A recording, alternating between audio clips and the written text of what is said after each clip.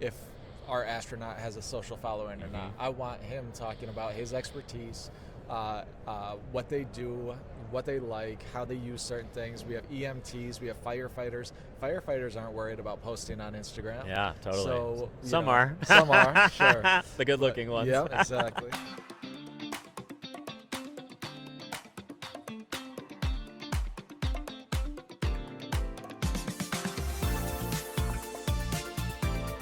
What's up, everybody? We're back with another edition of the Ad Podcast, coming to you from Shop Talk in beautiful Las Vegas, Nevada. We've got Eric Sheinkop, the co-founder and CEO of the Desire Company. Eric, thanks for coming on, man. Yeah, thanks for having me. I appreciate it. Let's go. So yeah, tell the audience a little bit about yourself, your company, and what brought you guys to Shop Talk this year. Yeah, so what my company is all about is helping brands who really have an education problem. And there's a lot of brands out there that it's not a product issue, it's not a product market fit issue, it's not a distribution issue, it's a education issue. That's interesting. I've never heard the problem framed that way. So expand. What is the education issue? So what we do is we pair brands with experts. So instead of the influencers who are above the funnel, which are great, and they're an awareness driver, when you get down to the consideration point, there isn't the right type of content to help convert. That's interesting. There's not necessarily the experts who are giving the shoppers the confidence that they need that, yes, this is the product that I want. Yeah. So we create video content with experts, and you could, anybody from veterinarians to Olympic athletes to NASA astronauts, everybody in between, medical or food, and talk about the product, what it is, how it works, what are the benefits that you could expect from it, and who it's recommended for. And that video helps people stay on site 62% longer. Wow. 300% purchase. So most of that's being used on site versus distributed via ads? So that's where we started. We started on PDP. Okay. And now we do purpose-built content for CTV, PDP, search and display ads on retailers in store.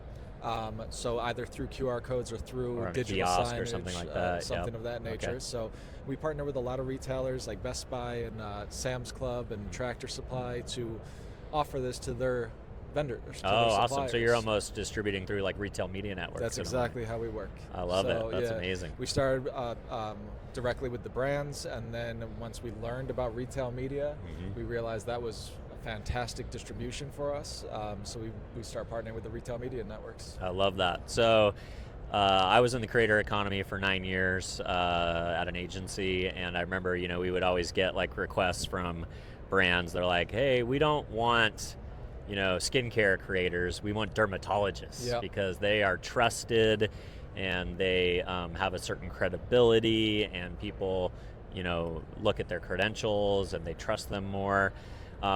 That was an awesome insight, and it definitely, when we could find them and recruit them, it definitely, kicked the doors down on KPIs. Some of the things that I always found challenging with those brands, or those creators rather, is a lot of times they weren't creators. Yes. We could go on social, we could find them, but we would find their business listing for their dermatology practice, and maybe they had built a little bit of social clout by promoting their own business, but they weren't trying to be influencers. They were just trying to get their plastic surgery, practice more visits, or their dermatology practice, or the veterinarian that you gave the example. And sometimes they had smaller social followings, and we would contract them for a video, and then the client would come back and say, oh, this is great, we have a few edits, and they would ghost us because fuck these guys. We're done with they're paying me $750. I make that in an hour, treating treating dogs or whatever. So how has the market evolved, and how do you create the right incentive structures for these experts to want to work with brands when these are busy professionals that have their own stuff going on in the world? So you nailed it, 100%. You nailed the issue. And the way that we work is we actually bring them into our studio and we film with them. Interesting. So you almost think of them more as talent than influencers. Yes. Yeah. We pay them for their time to come in. What we do is we send them the product. They have to use it for several weeks, and then we bring them if they want to stand behind it. We bring them into the studio, pay them for their time, and we do a full-blown production. It looks like a television commercial. Wow, okay. At the end of it. And then talking about CTV, like you can actually use it as television quality creative. It's not vertical TikTok, low pro. Not at all. Okay. So it is very different, and the reason that we went there is because they don't know how to create their own content. They don't want to create their own content. They don't have a social following. So, and I've always said I couldn't care less if our astronaut has a social following or not. I want him talking about his expertise, what they do, what they like, how they use certain things. We have EMTs, we have firefighters. Firefighters aren't worried about posting on Instagram. Yeah, totally. So some are. Some are, sure. The good-looking ones. Yeah, exactly. But we want to get them in the studio. We want to do it right, and then we create evergreen content that the brand could continue to benefit from for years. I love that. So if you're not looking for social as the currency of what makes somebody an expert, and I imagine in some cases that does line up, but if you're going for firefighters, for instance, and you're not selecting them because they have a following on TikTok or YouTube or whatever, they're not traditional creators, how are you finding and recruiting those folks? Yeah, all about certifications. So they have to have the right certifications for us to be onboarding them in the first place. Yep. It's a full-time department. It's a different hustle. Huh? It's a different hustle to go out there and find veterinarians, because like you said, they ghost. They're not interested. Yeah. Like, we contact them all the time. Like, call their practice, whatever, nobody calls back. So I give our expert team, our expert recruitment team, all the credit in the world, because they built what's now the largest community in the world of cross-disciplinary experts. And what I found is, I come from the music industry. Yep. And we started working with, I sold my last company, I had a non-compete, couldn't work in music. Okay. So I went to Rihanna's team, Beyonce's team, Pharrell's team, Pink's team, and what that means is they're choreographer. Yeah, they're the people around them. Their makeup artist, their choreography, their producer. Even chef, nutritionist. Oh, yeah, because they want to be planner. associated with a lifestyle. Like I've interviewed Beyonce's dad on the podcast before, and he's got some street cred on how to raise kids in the entertainment industry and make sure they don't turn out like it's not the Michael Jackson situation, it's the Beyonce situation. Yeah. Beyonce and her sister. Matt. I've got to spend some time with Matthew, actually. Yeah, he's a good guy, right? Yeah, he's a great guy and knows what he's doing and has done good by that family for sure. But yeah, it's the people that are around them, because they've risen to the top of their craft, which is the only way that these experts like a Beyonce is going to hire him. Beyonce's not going to hire a makeup artist who's okay. She's only going to hire the best. And when that makeup artist says, I like this blush when Beyonce's on stage for 3 hours sweating, and I like this blush when she's walking the runway or red carpet, those are very different. Those are very different use cases. So when somebody's talking like that, you don't know who they are, but the way that they talk about the product, you trust it. And then you connect with it because they're just more approachable and able to connect with. I love that. So is that still part of the insight, going to celebrities and finding the people in and around there? Because it sounds like you kind of have, that's like the highest tier, right? Yeah. The influencers that influence the mega influencers, the celebrities. And then you've got this other tier of like firefighter, doctors. So is it kind of like up and down the board? It started with like the Beyonce teams, and they had such a great experience with us that they just started recommending it. Oh, like the friends, basically. Yeah, the it's a small industry's world. Small. Yeah, totally. So all of a sudden we're talking to, Rihanna's veterinarian, and like random, like they just keep a small group, and so that's how our community started expanding. Then we landed a couple of NFL players, and like, cool, the NFL players are great, but really, we want their trainer. Yes, I want their trainer, their nutritionist, their lifestyle people. Yep. And it's spread naturally that way. Olympic athletes a little different because people don't really recognize. Yeah, them. they're not always household names. Yep. But they have that credibility because going back to what qualifies them is certification or what they do day to day, just to be the best at their craft. It means they've tested every product under the sun.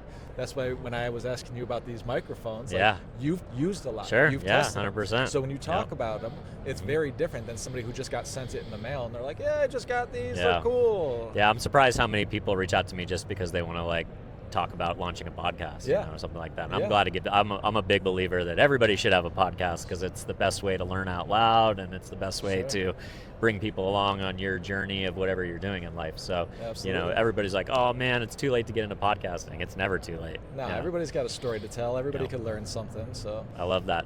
So did that also inform your biz dev process? So like originally you had kind of the people around the celebrities, and then you're like, oh, now I got their veterinarians. I got to go talk to some pet brands. So it was a very organic evolution because we started actually D2C.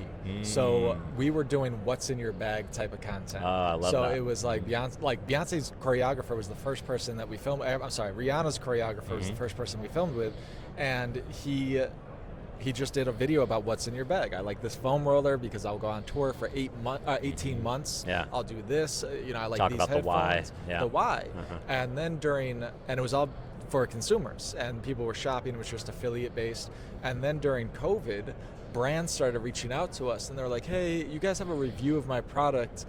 We can't make any commercials right now.